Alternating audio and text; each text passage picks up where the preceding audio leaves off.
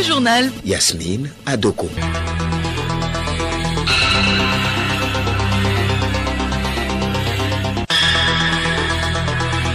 Mesdames et messieurs, bonjour et bienvenue dans ce journal dont voici tout d'abord les titres. 6 nouveaux ambassadeurs ont présenté ce matin à Lomé leur lettre de créance au président de la République. Ils viennent du Koweït, de la Corée du Sud, du Japon, de l'Égypte, de la Belgique et du Vietnam. Outiller les cadres de l'administration du travail sur le leadership pour un meilleur encadrement du monde du travail, tel est le but d'un séminaire ouvert ce matin à Lomé. Et puis présidentielle d'hier au Sénégal, le camp du président Macky Sall revendique la victoire, l'opposition réclame un second tour. Radio Lomé. radiolomé.tg. Je le disais en titre, les lettres de créance des ambassadeurs de 6 pays, à savoir le Koweït, la Corée du Sud, le Japon, l'Égypte, la Belgique et le Vietnam, ont été présentées ce matin au président de la République, Faure Essozimna Gnassingbé.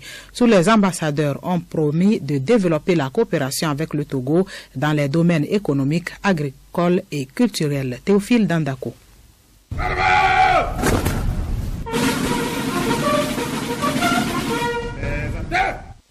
Le premier à être reçu par le chef de l'État Faure Essozimna Gnassingbé est Faisal Suleiman Al-Moussalem, ambassadeur de la République du Koweït au Togo. Il est diplômé de doctorat en sciences de l'éducation à Alexandrie en Égypte et débute sa carrière professionnelle en 1980 comme secrétaire à la mairie de la ville de Koweït. Il débute en 2011 comme ambassadeur près la République de Malte.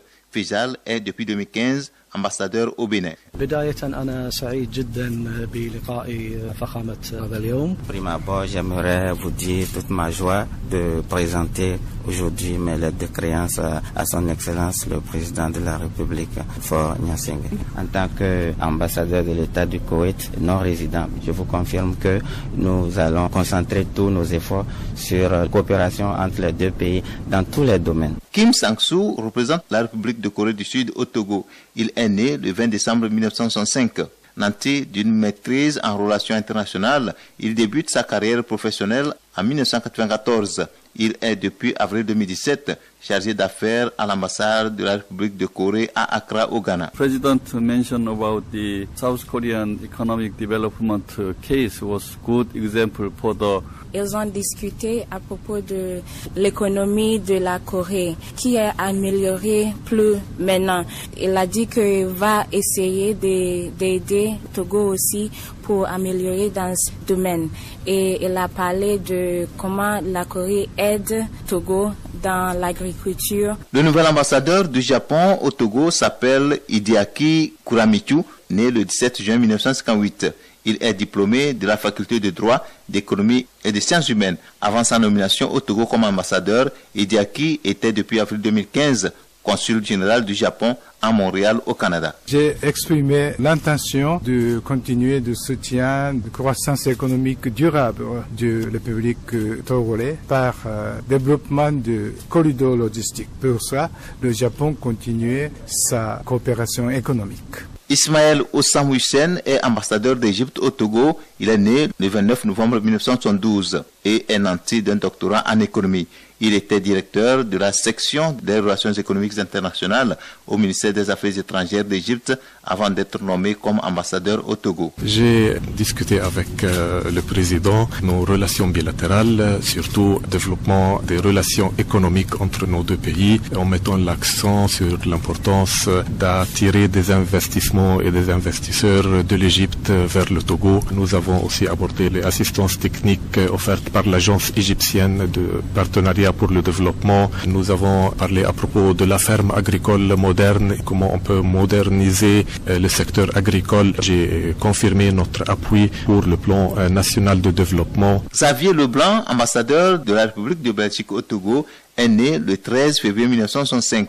Il est diplômé en relations internationales et a une licence en traduction. Xavier Leblanc nous vient directement de Manille, en Philippines, où il était premier conseiller à l'ambassade depuis août 2014. Notre ministre des Affaires étrangères a décidé très récemment de rehausser le niveau de notre représentation dans la région, parce que l'Afrique de l'Ouest est une région importante qui est regardée de près par la Belgique et dans laquelle on veut pouvoir faire beaucoup de choses pour le bénéfice de notre pays et de l'Afrique. J'ai principalement parlé à son Excellence, Monsieur le Président, d'une approche intégrée qu'on essaye de mener dans cette région. C'est une approche qui est nouvelle, donc qui se met en place, qui pour moi est une opportunité très importante de pouvoir faire des choses concrètes ici au Togo. J'ai aussi l'avantage d'être résident très près de la ville de Lomé, donc je peux être ici très certainement une fois par mois. Nous avons aussi la possibilité déjà dans un avenir très très proche de pouvoir signer un accord aérien entre la République togolaise et le Royaume de Belgique qui est prêt, qui a été négocié entre partenaires. Enfin, Pham Antoine, ambassadeur de la République du Vietnam au Togo, est né le 6 décembre 1966. Il est titulaire d'un diplôme en théorie politique et administration publique et des maîtrises en physique et en anglais. Avant sa nomination comme ambassadeur au Togo, Antoine était directeur adjoint en charge du Moyen-Orient, de l'Afrique, de l'Asie et du Pacifique Sud au bureau de la Commission des relations extérieures du parti au Vietnam. Le Vietnam et le Togo ont noué des relations de coopération depuis 1975. Ils ont beaucoup de similitudes, surtout dans le domaine agricole. Écoutez Radio Lomé sur le web sur le www.radiolomé.tg. Les cadres de l'administration du travail sont en formation de 2 jours depuis ce lundi à Lomé. Ils s'outillent sur le leadership pour un meilleur encadrement du monde du travail. C'est une initiative du ministère en charge du travail. Marie-Claire Pagnon. Il s'agit au cours de ces jours d'ateliers d'outiller les participants sur, entre autres, les techniques d'encadrement des travailleurs de l'administration. Gilles Ndiké, spécialiste suivi, évaluation, projet, gouvernance.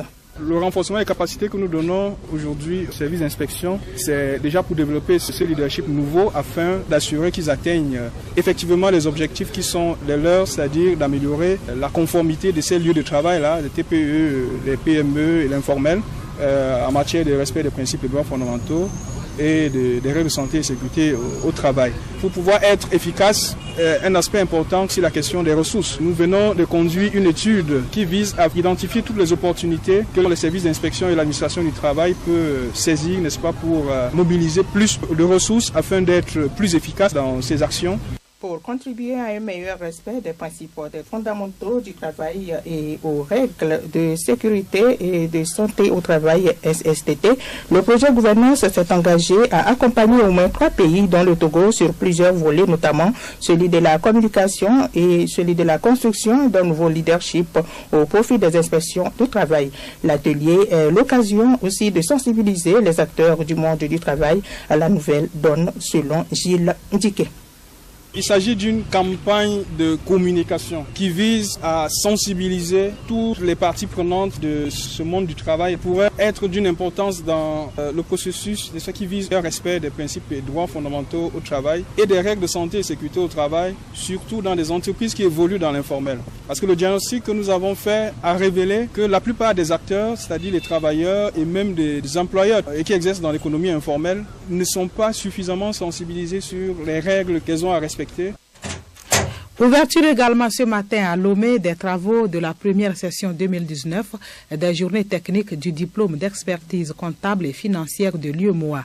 La rencontre organisée par l'Ordre national des experts comptables et des comptables agréés du Togo vise à renforcer les capacités des stagiaires experts comptables. Angèle Otonji. Les travaux qui vont durer 5 jours constituent des occasions d'échange et de partage d'expériences entre aînés experts comptables et les futurs experts comptables. Les participants vont réfléchir sur les valeurs de la profession du comptable. Ils vont également débattre sur les standards internationaux dans le cadre de la réalisation des missions d'audit, d'expertise comptable, de l'évolution de la profession comptable dans l'espace UEMOA et du respect des normes de comportement professionnel. Yao Didotor, président de Oneka Togo. L'UEMOA a créé un cursus d'expertise comptable et financière dans l'espace UEMOA pour la formation des professionnels comptables de haut niveau. Et donc, dans le cadre de ce cursus, il est prévu des journées de formation qu'on appelle journées techniques. Et ces journées sont destinées à préparer les futurs candidats à l'examen final pour qu'ils puissent s'imprégner des réalités de la profession. Plusieurs thématiques seront développées au cours des travaux. Nous retrouvons Yao Didotor. Durant toute la semaine, il s'agit de présenter des thématiques qui concernent la profession. Alors, il y a 5 modules. Le premier porte sur la découverte de la profession de l'expertise comptable. Le deuxième module, c'est sur la déontologie, c'est-à-dire les règles qui gouvernent cette profession. Il y a un cas pratique qui est le troisième module qui concerne les missions d'expertise comptable. Quelles sont les normes qui gouvernent ces missions-là? Et également, il y a l'étude d'un logiciel qu'on appelle Excel qui permet de faire des tableaux. Et donc, ce logiciel va être également présenté aux stagiaires pour pouvoir apprendre à l'utiliser. La rencontre qui prend fin vendredi réunit les participants des 8 pays de l'UEMOA et d'autres pays hors UEMOA. Les membres des commissions de contrôle des marchés publics sont eux en formation depuis ce matin à Lomé. La rencontre qui porte sur le thème « Le contrôle de régularité des marchés publics vise à améliorer l'efficacité du contrôle de régularité des procédures de passation et d'exécution des marchés publics ». Elle permettra également aux membres d'appliquer les règles qui régissent l'organisation et le fonctionnement d'une commission au sein des autorités contractantes. Agba Yakuba Yaouvi, directeur de formation des appuis techniques.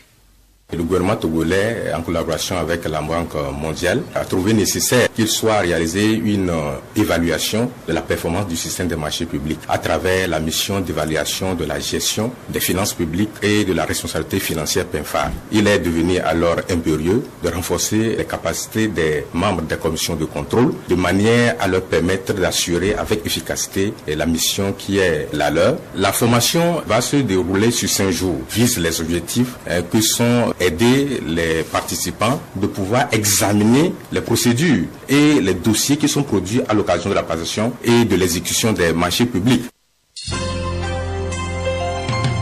Le journal Yasmine Adoko. Hors du Togo, au Sénégal, la compilation des résultats de la présidentielle d'hier est toujours en cours. Les chiffres officiels ne sont pas encore connus, mais hier, peu après minuit, au siège de campagne du président candidat Macky Sall, son premier ministre a pris la parole devant les centaines de milliers de militants pour le désigner vainqueur dès le premier tour avec un minimum de 57% des voix. Une heure avant cette annonce, les 2 candidats de l'opposition, Ousmane Sonko et Idrissa Seck, ont fait front commun pour annoncer un inévitable second tour dans une conférence de presse. Des propos des leaders politiques qui ont provoqué donc de vives réactions de la société civile qui a appelé tous les candidats à attendre les résultats provisoires de ce premier tour qui seront annoncés par la commission électorale. Les Nigérians sont également dans l'expectative des résultats de la présidentielle de samedi dernier. Hier, le président de la commission électorale a inauguré le démarrage officiel de la collecte des résultats du vote. Ce matin, elle devait procéder dès 11 h à l'annonce des premiers résultats. L'opération peut prendre du temps puisque la commission électorale continue en parallèle de collecter les données des États qui ont dépouillé tardivement en raison des soucis logistiques. Dans un tel contexte, la commission électorale nigériane a appelé les médias à plus de vigilance et à poursuivre leur travail de vérification des informations pour éviter de divulguer des fake news. En Algérie, malgré un important dispositif policier, plusieurs centaines de manifestants étaient hier dans les rues à Alger pour s'opposer à un 5e mandat du président Abdelaziz Bouteflika. La mobilisation était plus faible que lors des manifestations massives de vendredi dernier qui ont surpris par leur ampleur et ont marqué les esprits.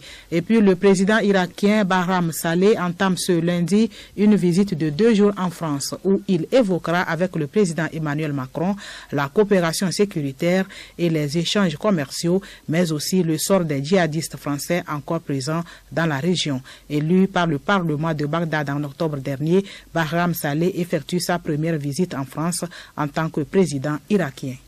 Écoutez Radio Lomé et vous avez tout le Togo dans votre maison. Magistrat et membre du parquet, le procureur représente le ministère public devant toutes les juridictions de l'ordre judiciaire. Dans la chronique juridique de ce lundi, Hélène Assabi s'intéresse au rôle du procureur et les compétences qu'il faut avoir pour exercer cette fonction.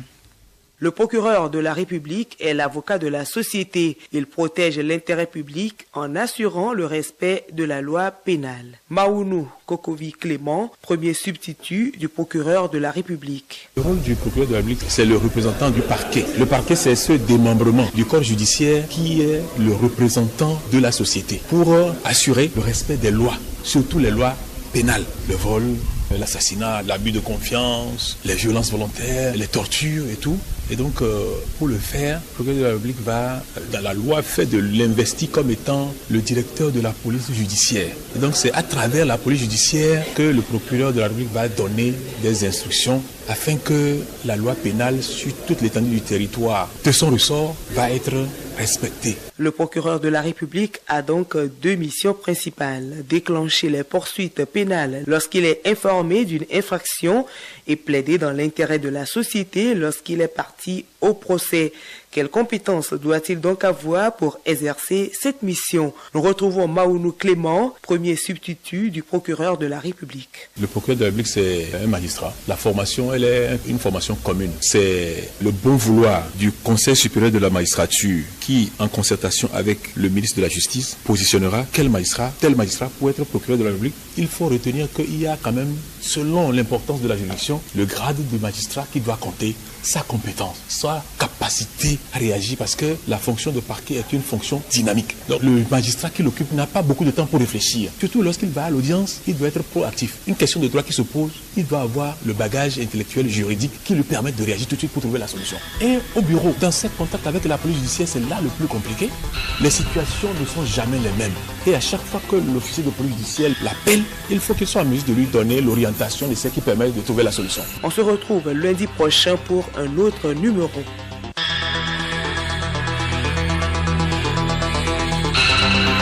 C'est la fin de ce journal. Merci de l'avoir suivi. L'actualité du jour, c'est la présentation des lettres de créance de 6 nouveaux ambassadeurs ce matin à Lomé.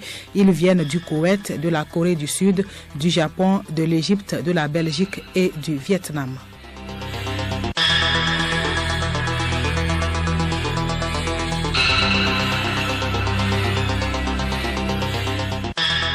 Radio Lomé.